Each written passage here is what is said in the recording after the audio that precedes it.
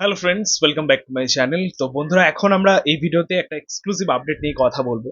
জিয়াউল ফারুক অপূর্ব, তোমরা সকলেই চেনো তাকে, জানো তাকে, বাংলাদেশের আরো একজন সফল অভিনেতা। বিশেষভাবে তিনি নাটকের জগতেই ফেমাস, আমাদের আফরান নিশোর মতো। কখনো কখনো আমরা তাকে আফরান নিশোর সাথেই গুলিয়ে ফেলি, আমরা বেশিরভাগই তাকে অপূর্ব বলেই চিনি। খুব ভালো মাপের একজন অভিনেতা, আফরান নিশোর মতোই একজন জাত অভিনেতা বলতেই পারো। তো সেই অপূর্ব কিন্তু আবার সিনেমা নিয়ে কামব্যাক করছেন। এবারের কামব্যাকটা কিন্তু আর ছোটখাটো হচ্ছে না, এবারের কামব্যাকটা কিন্তু একটা ধামাকাদার কামব্যাক হতে চলেছে। কারণ উল্টো দিকে রয়েছে রেহান রাফির মতো একজন পরিচালক, সে বাংলাদেশে আরো একজন সুপারহিট একজন পরিচালক আর কি। তার সাথে কামব্যাক করছেন আমাদের অপূর্ব। এর আগেও সিনেমাতে কাজ করেছেন বাংলাদেশে, গ্যাংস্টার রিটার্ন বলে একটা ছবিতে কাজ করেছেন, অনেক নাটক তিনি করেছেন, ওয়েব ফিল্ম করেছেন, মায়া শালিক বলে একটা ওয়েব ফিল্ম আমার দেখা হয়েছে, যেটা চরকিতে মুক্তি পেয়েছিল। এবং বহু নাটক আমাদের কলকাতায় তো খুবই ফেমাস আর কি। এছাড়া রিসেন্টলি তিনি চালচিত্র বলে একটা সিনেমা করেছেন আমাদের প্রতিম গুপ্তের সাথে, যেখানে তার পারফরমেন্স নিয়ে বেশ চর্চা হয়েছিল। অ্যাকচুয়ালি তার স্ক্রিন টাইমটা আরো দরকার ছিল, বাট তার যেটুকু পারফরমেন্স ছিল ছবির মধ্যে সেটা অসাধারণ ছিল। অ্যাকচুয়ালি ভালো মাপের অভিনেতারা সবসময় ভালো কিছু করার চেষ্টা করেন, ভালো কিছু দেওয়ার চেষ্টা করেন। তো সেই এফোর্টটা কিন্তু আমরা সবসময় পাই আর কি আমাদের অপূর্বর কাছ থেকে। প্রথমবার অপূর্ব এবং রেহান রফি একটা বিগেস্ট ধামাকা কিন্তু আমরা পেতে চলেছি।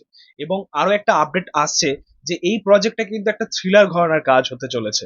এমনিতেই আমরা প্রত্যেকেই জানি যে আমাদের রেহান রফি এই ধরনের কাজ খুব ভালো করতে পারে। রিসেন্টলি তার বিগেস্ট উদাহরণ হচ্ছে তাণ্ডব ছবিটা।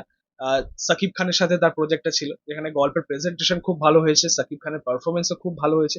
ওভারঅল তাণ্ডব ছবিটা আমার দারুণ লেগেছে। তো সেই পরিচালক পাশাপাশি একজন অপূর্বর মতো একজন অভিনেতা একসাথে যখন আসবে, তো অবশ্যই সেটা রিমার্কেবল কিছু হতে চলেছে। আশা করছি যে আফরান নিশোর মতোই একটা কামব্যাক দেবে আমাদের অপূর্ব, এবং তারও একটা বিশাল পরিচিতি হবে আর কি আমাদের বাংলাদেশ সিনেমা ইন্ডাস্ট্রিতে। এই সময় দাঁড়িয়ে আফরান নিশো যেরকম ভাবে আর কি এগিয়ে চলেছেন আর কি, মাত্র 3টে ছবিতেই তিনি একটা আলাদাই দাপট দেখাচ্ছেন। তো সেই রকম একটা দাপট কি দেখাতে পারবেন আমাদের অপূর্ব, সেটাই কিন্তু এখন দেখার। ঠিক আছে, আরো একটা কথা আমি অবশ্যই বলবো, সেটা হচ্ছে যে বাংলাদেশ সিনেমা ইন্ডাস্ট্রির ভবিষ্যৎ সত্যি বলতে এই মুহূর্তে দাঁড়িয়ে খুবই উজ্জ্বল, সেটা আমরা দেখতে পাচ্ছি, সেটা আমাদের কাছে ক্লিয়ার। আমরা রীতিমতো বলে থাকি যে বাংলাদেশ সিনেমা ইন্ডাস্ট্রির নেক্সট সুপারস্টার কে হবে, নেক্সট মেগাস্টার কে হবে, বা সাকিব খানের মতো কে লিড করবেন।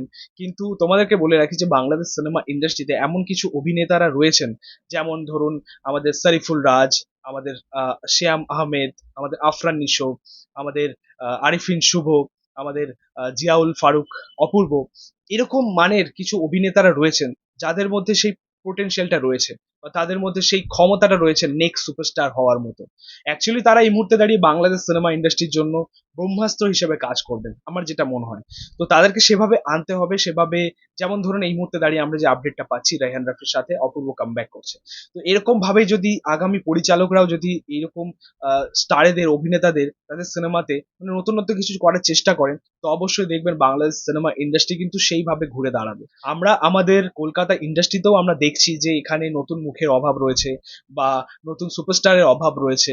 ঠিক আছে, বাট এই অভাবটা সত্যি বলতে আমাদের ইন্ডাস্ট্রির দিক থেকে আমি বলতে পারি যে এই মুহূর্তে দাঁড়িয়ে এই অভাবটা মিটবে না। ঠিক আছে, আগামী দিনে কবে মিটবে সেটাও জানি না, বাট বাংলাদেশ সিনেমা ইন্ডাস্ট্রির জন্য সেটা কিন্তু মিটবে। কারণ তাদের কাছে সেই সম্পদটা রয়েছে আর কি, সেই ব্রহ্মাস্ত্র রয়েছে, তারা চাইলেই সেটাকে অ্যাপ্লাই করতে পারে। তো দেখা যাক আলটিমেটলি যে রায়হান রাফি এবং অপূর্বর এই প্রজেক্টটা কেমন ওয়ার্ক করে, বাট আমরা কিন্তু খুবই এক্সাইটেড। অপূর্বর মতো একজন অভিনেতা, তাকে বড় পর্দায় দেখবো, সিনেমার পর্দায় দেখবো, সেটা আলাদা রকমই হবে আর কি। সো দেখা যাক যে এই জুটির কাজটা কেমন হয়। তো যাই হোক, এই ছিল বলার এই আপডেটটা নিয়ে। তোমাদের মতামত, রিয়াকশন অবশ্যই কমেন্টে জানিও। ভিডিওটা ভালো লাগলে অবশ্যই লাইক কমেন্ট শেয়ার করে দিই, পাশে থেকে সাপোর্ট করো, চ্যানেলটাকে অবশ্যই সাবস্ক্রাইব করেছো, পাশে থাকা বেল আইকনটা শুধু পরবর্তী ভিডিও। Thank you.